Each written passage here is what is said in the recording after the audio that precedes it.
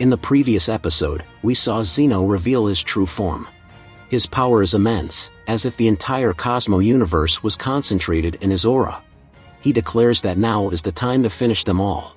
Goku and Vegeta decide to use fusion, while Broly faces Zeno alone to buy time. However, despite his efforts, Broly is defeated after a powerful attack from Zeno, but not before entrusting the victory to his companions. Zeno then prepares to finish off Goku and Vegeta, but is surprised to see the fusion complete. Then the powerful Ultra Supreme Gogeta appears. Finally, the ultimate battle between the strongest warrior and the divine being is about to begin. All battles are at their peak, the end is approaching. What will be the result of this conflict? Well, we will see this and much more in this new episode of our Dragon Ball Ultra Saga.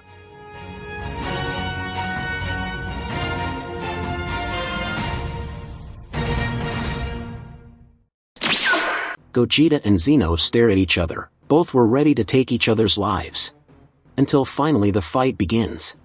In that dark, starry sky, the battle between Gogeta and Zeno explodes with an intensity that transcends comprehension. The two combatants move at such absurd speeds that only flashes and impacts resound in the silent night. Each blow struck echoes like distant thunder, and can be heard in all the other quadrants. The tension grows, as both know that this physical confrontation is only the prelude to something much greater. The fight reaches its climax as both combatants retreat into the air, preparing their ultimate techniques. Gogeta gathers all his ki into a final Kamehameha. On the other side, Zeno stretches his hands forward and invokes his devastating technique, Divine Punishment. A glowing sphere of divine energy forms in his hands, pulsating with the power of millions of universes. As the two attacks are launched, time seems to stop. The two blasts collide in the center of the sky, and the impact creates an unimaginable shockwave.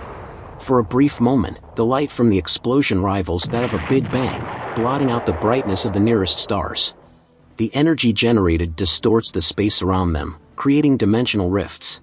When the light finally dissipates, Gogeta and Zeno remain floating, but unharmed. The fight ceased, not due to a lack of strength, but due to a silent understanding between the two. Both had surpassed the limit of the impossible by having reached the peak of the power of an existence. Zeno then said, "It's incredible how powerful you are. How could I have been so naive? How could I not have realized that little worms were becoming lions right under my feet?" Gogeta then replied, "Well, maybe that arrogance was passed on to us, the Saiyans. We suffered from that arrogance and hubris because we thought we were invincible, but as time went by we changed. After all, today we know that there is nothing and no one that cannot be defeated in the Cosmo universe. But know that it was Daishinkan. He hid all the truth from you by placing you inside a barrier that prevented you from seeing and feeling with precision everything that happened in the 12 universes. Your castle was your own trap. Time passes differently in that place. That way you would never be able to follow the evolution of all the people. In other words, Daishinkan confirmed what he had always wanted since you annihilated his children. You are not omnipresent and omnipotent. You are defeatable. You are mortal."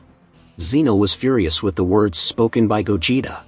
As much as Saiyan was right, that was the greatest affront Zeno had suffered in his entire life. Those words hit him harder than the children of Daishinkan and Meade in the angelic rebellion that occurred millennia ago.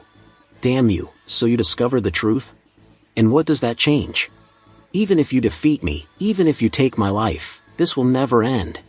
Do you know why? I tried to create a strong and powerful Cosmo universe, but you want to end it. Zeno said furiously. Confused, Gogeta then asked, "What are you talking about? Have you gone crazy?" Zeno then replied, "Do you think that there is only the Cosmo universe that I created? Do you believe that Salama and I came from the same place? Wake up. There are things and beings out there that are more powerful and frightening than me or Zalama. We arrived in the universe of Daishinkan and Meade by luck. You are not prepared to face what exists beyond this universe and the Cosmo universe created by me. And does that give you the right to annihilate whoever you want for pure pleasure? You played with the lives of many people, even though they were created by you." Gogeta said. Zeno then replied, "I wanted to create strong people, and that weakened me. That is why I was looking for a solution to this dilemma, but I never found it. I wanted to create independent beings, but unfortunately that will never happen, because I am always connected to everything I created.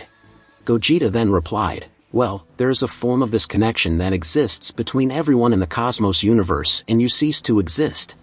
Either we cease to exist or you cease to exist.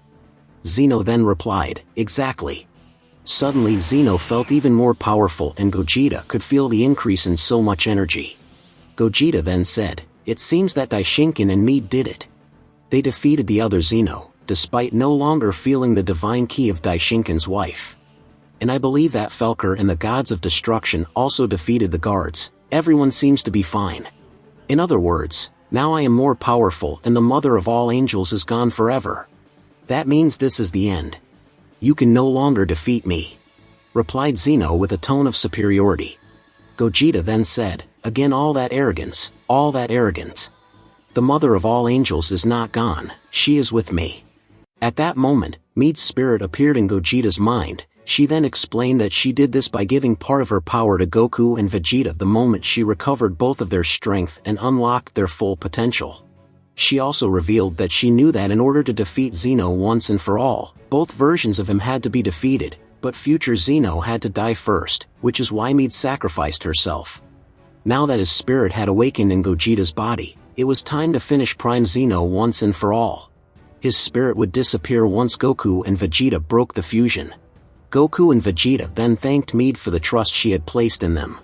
Gogeta then said, the time has come to put an end to all this injustice once and for all. Get ready, Zeno, it's your end. Zeno then replied, pathetic.